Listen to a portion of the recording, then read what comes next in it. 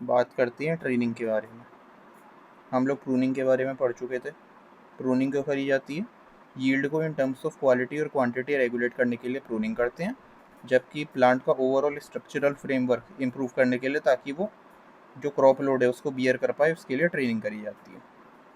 तो आज हम अलग अलग जो ट्रेनिंग सिस्टम है उसके बारे में बात करते हैं। पहले देख लेते हैं कि क्या क्या ट्रेनिंग के ऑब्जेक्टिव होते हैं।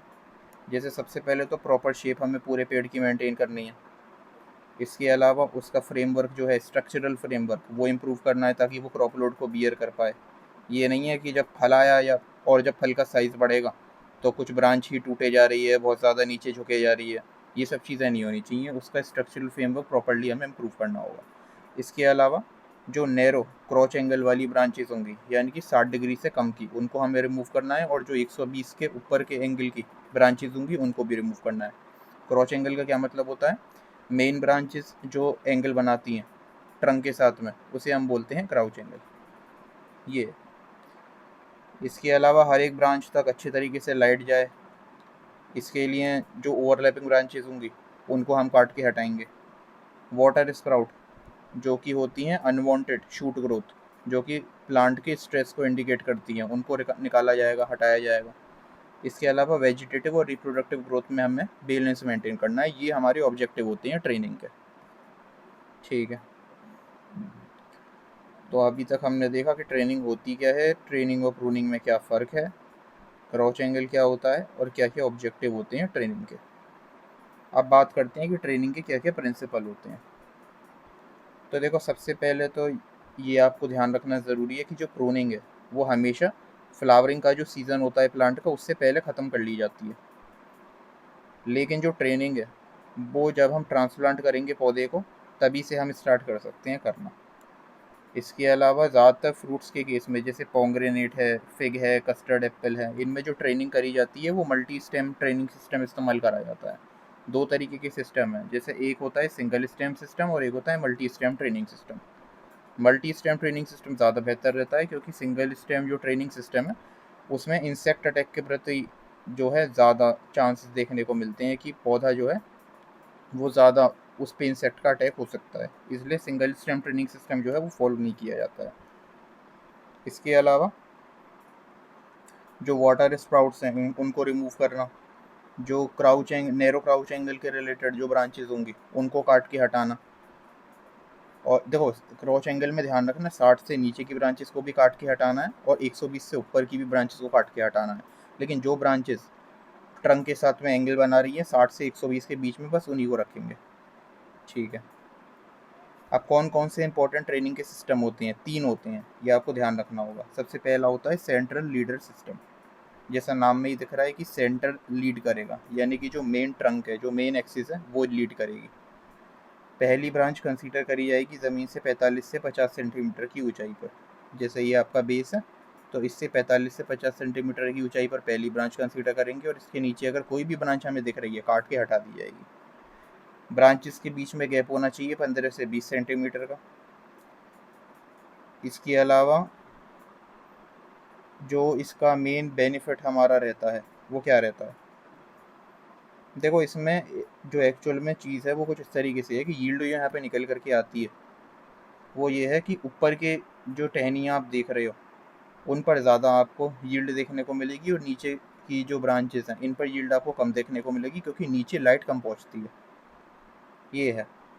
अब क्योंकि लोअर ब्रांचेस पर लाइट आपकी कम आ रही है, इसकी वजह से उनमें प्रोडक्शन आपको कम देखने को मिलेगा, और ज़्यादातर प्रोडक्शन आपको ऊपर देखने को मिलेगा, जो ऊपर की छोटी ब्रांचेस होती हैं। और साथ ही ये विंड डैमेज के प्रति भी ससेप्टेबल है। तेज़ हवा आएगी तो ऊपर के आपके फल ही नीचे झड़ जाएंगे, तो इस वजह से इसे हाई एल्टीट्यूड पे भी फॉलो जनरली नहीं करा जाता है। एक हमारा सिस्टम आता है ओपन सेंटर सिस्टम। इसमें होता यह है कि जो हमारा मेन एक्सिस होती है उसे हम 40 से 50 सेंटीमीटर की हाइट से काट देते हैं। जैसे ये हमारा मेन एक्सिस थी, यानी कि मेन ट्रंक था, इसे हमने 40 से 50 सेंटीमीटर की हाइट से काट दिया। टोटल 4 से 5 ब्रांच हम रखेंगे। ठीक है, अब यहाँ पे फ़ायदा ये है कि एक तो हाइट कम है तो हार्वेस्टिंग आपकी ईजी है, जबकि पहला वाला जो हमारा सिस्टम था उसमें हाइट ज़्यादा थी और हार्वेस्टिंग मुश्किल थी। इसके अलावा यहाँ पे हर एक ब्रांच को बराबर की लगभग सनलाइट मिल जाती है। बस यहाँ पे ड्रॉबैक क्या है ओपन सेंटर सिस्टम में, कि इसमें फ्रॉस्ट जमेगा, क्योंकि ब्रांच जो है एकदम कप का स्ट्रक्चर होता है एक तरीके से इसका, कप जैसा। तो यहाँ पे फ्रॉस्ट जो है वो आपका यहाँ पे जमने लगता है ब्रांचेस पर, इसलिए ये भी हाई एल्टीट्यूड पे फॉलो नहीं करा जाता है। आगे बात करें तो एक जो है हमारे पास में सिस्टम वो निकल करके आता है मॉडिफाइड लीडर सिस्टम, जो कि सेंट्रल लीडर सिस्टम और जो हमारा ओपन सेंटर सिस्टम था दोनों का मॉडिफाइड वर्जन है, यानी कि एक तरीके से दोनों की मिक्सिंग है। तो इसकी हम बात करते हैं। तो मॉडिफाइड लीडर सिस्टम में अगर हम देखें तो सबसे पहले तो मेन एक्सिस को 4 से 5 साल तक हमें ग्रो होने देना है, यानी कि ये जो मेन एक्सिस है 4 से 5 साल तक ग्रो होती रहेगी। उसके बाद हम इसे ग्राउंड से 120 से 150 सेंटीमीटर की हाइट से काट देंगे। फिर ज़मीन से 40 सेंटीमीटर की हाइट पे पहली ब्रांच लेंगे। 4 से 5 ब्रांच ली जाएंगी जिनके बीच का गैप 15 से 20 सेंटीमीटर होना चाहिए।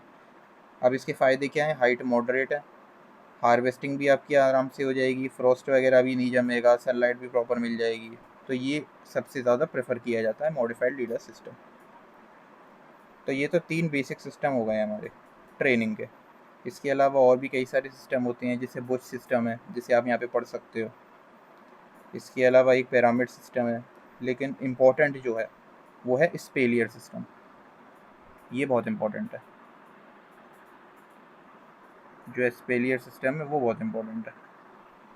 तो देखो एक एक करके बात करते हैं। स्पेलियर सिस्टम की अगर हम बात करें तो स्पेलियर जो वर्ड है वो फ्रेंच वर्ड है। यहाँ पे डायरेक्ट मैं आपको बताता हूँ कि करना क्या है। देखो 2 लोहे के पोल गाड़े जाएंगे, जैसे यहाँ पे आपको दिख रहा है, लोहे के कर लो या लकड़ी के कर लो। 2 आपने पोल गाड़े, एक ये रहा एक ये रहा, तो 2 आपने पोल गाड़ दिए, ठीक है। अब इन पोलों पर हमें करना क्या है? तार बांधना है। पहला जो तार बांधा जाएगा वो बांधा जाएगा ज़मीन से 60 से 70 सेंटीमीटर की ऊंचाई पर। ये जो पहला तार आप देख रहे हो ज़मीन से 60 से 70 सेंटीमीटर की ऊंचाई पर है।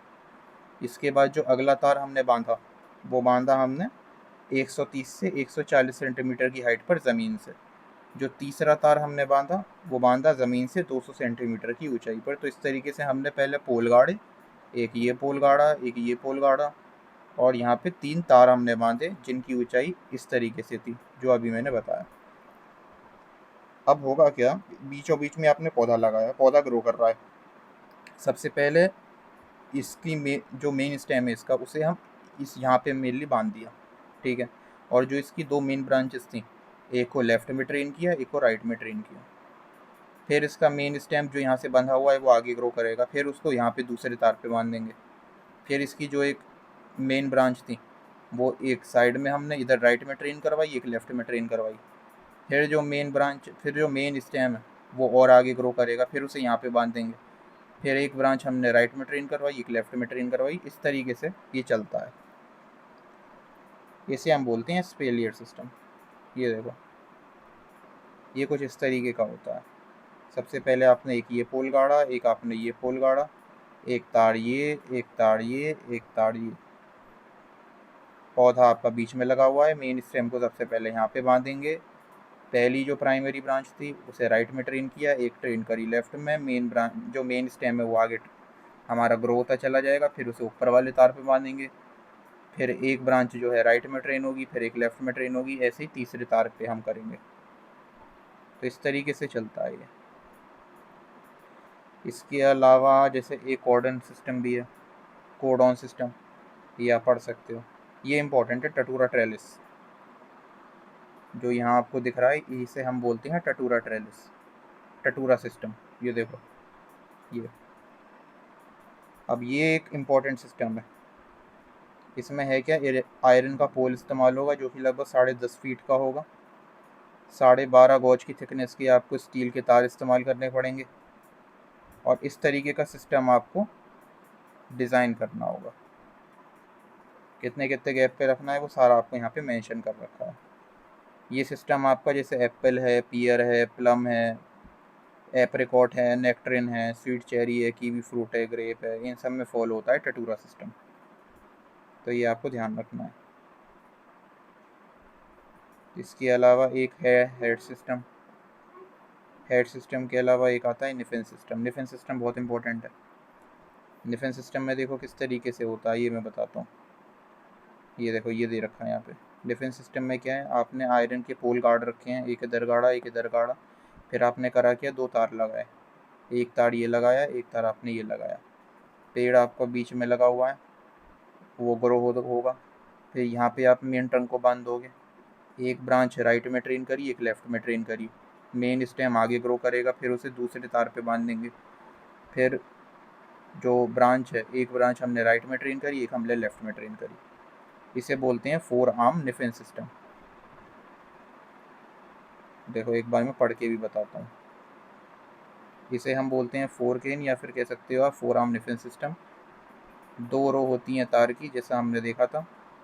और ज़मीन से पहले तार की ऊंचाई है 1.05 मीटर और दूसरे तार की ऊंचाई है ज़मीन से 1.65 मीटर, ये ध्यान रखना है।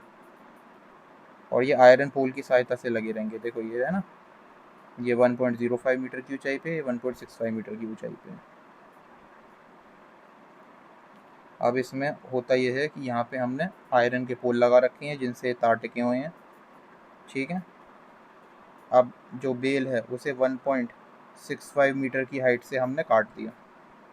Along with both the lines of wire, दो ब्रांच ट्रेल करी जाती हैं ग्राउंड के बिल्कुल पैरेलली। और टोटल 4 आर्म हमें यहाँ पे बनती हुई देखने को मिलती हैं। अंगूर की जो वैरायटी है, ब्यूटी सीडलेस, अर्ली मस्कट, इसके अलावा भोकरी और डेलाइट, उनमें ये जो डिफेंस सिस्टम है वो फॉलो होता है। जैसे कि इधर देखो, ये हमारा 1.65 मीटर की ऊंचाई पे दूसरा तार था ना, तो यहीं से हम इसको कट कर देंगे ताकि मेन जो स्टेम है वो आगे ग्रो ना करे। और जो दो इसकी ब्रांचेस थी, उसे एक हमने राइट में ट्रेन करवा दिया, एक लेफ्ट में ट्रेन करवा दिया। तो इस तरीके से हमारा कंप्लीट हो जाता है। इसके अलावा एक होता है टेलीफोन सिस्टम या ओवरहेड रेले सिस्टम। ये भी बहुत बढ़िया सिस्टम है। ये देखो, ये इस तरीके का होता है। इसमें होता ये है कि सबसे पहले आप करो क्या, डंडे गाड़ने पड़ेंगे आपको। डंडे यानी पोल। पोल आपको गाड़ने पड़ेंगे, जो कि आप, जैसे एक ये पोल है, एक है ये पोल, एक इधर हमने पोल गाड़ा, एक इधर हमने पोल गाड़ा। तो ये दो पोल हमने गाड़े। दोनों पोल के बीच का गैप था 3.6 से लेकर के 4.8 मीटर। तो ये जो गैप है ये 3.6 या 4.8 मीटर का है, ठीक है। अब ये जो पोल है, इसका ये जो टर्मिनस यानी कि बिल्कुल एंड, यहाँ पे एक ये आपको आर्म दिख रही होगी। इस आर्म में ड्रिलिंग मशीन से करके 6 छेद बना दिए जाते हैं और हर एक छेद से एक वायर पास होगा, यानी कि टोटल 6 वायर जो है वो पास होंगे। इस तरीके से ये जो आपको 3 लाइन दिख रही हैं तारों की, ये इस तरीके से पूरी 6 होती हैं, ठीक है। और फिर होता ये है कि ये जो 6 तार हमारे पास हो रहे हैं, जो बेल हैं उन्हें हम ग्रो होने देंगे टू अ हाइट ऑफ 1.5 से लेकर के 1.6 मीटर। यानी कि ये जो हमारी बेल है, ये वर्टिकली 1.5 से लेकर के 1.6 मीटर तक ग्रो होगी। उसके बाद हम इसे इन्हीं पर ट्रेन करवा देंगे, यानी कि ये जो तार हैं इन्हीं पर हमने इसे फैला दिया अच्छे तरीके से। डिफेंस सिस्टम से ये सिस्टम क्यों सुपीरियर है, क्योंकि डिफेंस सिस्टम में जो नीचे की लोअर आर्म होगी वो अनप्रोडक्टिव रहेगी, क्योंकि उसे धूप ढंग से नहीं मिलेगी। जबकि यहाँ पे अगर आप देखो तो जितनी भी ब्रांचेज हैं सारी की सारी आपकी सेम लेवल पर हैं और सबको बराबर में जो है सनलाइट यहाँ पे मिल जाती है। वेंटिलेशन भी अच्छा है यहाँ पे। जबकि यहाँ पर अगर आप देखोगे, जो डिफेंस सिस्टम था हमारा 4 आर्म डिफेंस सिस्टम, यहाँ पे जो नीचे वाली ब्रांच थी उस पर धूप कम पड़ेगी, तो और जिधर धूप कम पड़ेगी उधर प्रोडक्शन कम होगा। आगे बात करें तो एक आता है बावर सिस्टम। बावर सिस्टम को हम पंडाल सिस्टम भी बोलते हैं और ये कुछ इस तरीके का होता है, जैसा कि एक आपने ये डंडा गाड़ा, एक इधर आपने डंडा गाड़ा, एक इधर एक इधर, और इस तरीके से आपने एक मचान बना लिया। आप क्या होता है, जो बेलें हैं उसको वर्टिकली ग्रो होने दिया और इस मचान के ऊपर फैला देंगे। जो अंगूर है, जब उनकी फॉर्मेशन होगी वो नीचे लटके रहेंगे आराम से। बंदा जो है, कोई भी जो वर्कर है या फार्मर है, वो नीचे चल भी सकता है यहाँ पे इंटरकल्चरल ऑपरेशन करने के लिए, कोई भी वीडिंग वगैरह या बाकी चीज़ें। और अंगूर लटके रहेंगे यहाँ पे, हार्वेस्टिंग भी बहुत आसान होती है। तो इसे हम बोलते हैं बावर सिस्टम। तो बावर सिस्टम में है क्या, एक बार बता देते हैं। डंडे हमने गाड़े हैं, लगभग डिस्टेंस रहेगी 4.5 से लेकर के 6 मीटर की। दो डंडों के बीच का जो गैप रखना है 4.5 से 6 मीटर का रखना है, ठीक है। और लगभग 2.1 से लेकर के 2.4 मीटर एक पोल की हाइट होनी चाहिए। फिर आपको यहाँ पे एंगल आयरन का इस्तेमाल करना है और एक छप्पर एक तरीके से बना देना है। फिर 60 सेंटीमीटर की डिस्टेंस पर होल ड्रिल करने हैं उस एंगल आयरन में, और फिर इससे आपको तार पास करवा कर नेटवर्क बना देना है पूरा। फिर ध्यान रखना, लगभग यहाँ पे आपको करना क्या है, on each primary arm 3 lateral on either side are selected at 60 centimeter distance to develop a secondary arm. लगभग 8 से 10 टर्चरी ब्रांचेस आपकी यहाँ पे ट्रेन हो जाएंगी इस तरीके का, जो मैं आपको यहाँ पे बता रहा हूँ कि सिंपली आपको करना ये है कि 4 आपको पोल गार्ड करके इस तरीके का छप्पर बनाना पड़ेगा। वर्टिकली सबसे पहले प्लांट आपका ग्रो होगा और सीधे उसे इस पर हम ट्रेन करवा देंगे, जिससे हम बाबर सिस्टम बोल रहे हैं। सिंपल ये है, बाकी पूरा डिटेल में आप इसे यहाँ पे पढ़ सकते हो। अब इस सिस्टम के कई सारे एडवांटेजेस रहते हैं। एक तो बेरीज जो होती हैं ग्रेप की, वो आपकी कैनोपी में हिडन रहती हैं, तो कोई भी बर्ड की नज़र नहीं पड़ेगी, तो वो खाएंगे नहीं, तो आपका नुकसान कम होगा। इसके अलावा तेज़ हवा से भी बचाव मिलता है ना। हार्वेस्टिंग वगैरह भी आसान रहती है। लेकिन वो ये कि ये सिस्टम थोड़ा सा आपको महंगा पड़ेगा, क्योंकि आपको पोल और एंगल लाइन वगैरह सब खरीद के लाना पड़ेगा, फिर लेबर लगेगी इसको लगाने के लिए। तो यही है। तो ये हमारा एक छोटा सा टॉपिक था ट्रेनिंग का। जितने भी सिस्टम है मैंने आपको बेसिक से बता दिए हैं, बाकी डिटेल में आप जो है नोट्स को रेफ़र करके पढ़ सकते हो, और चाहो तो इनके नोट्स भी बना सकते हो। बल्कि मैं तो यही कहूँगा, कॉपी में एक बार अच्छी तरीके से लिख लो तो ज़्यादा बेहतर रहेगा। डिटेल में आप पूरा पढ़ सकते हो कि कितने हाइट का रखना है, क्या रखना है। बाकी हमारा ये पूरा टॉपिक कंप्लीट हो गया है। ये जो है स्पेलियर सिस्टम था, जो मैंने आपको दिखाया ही था।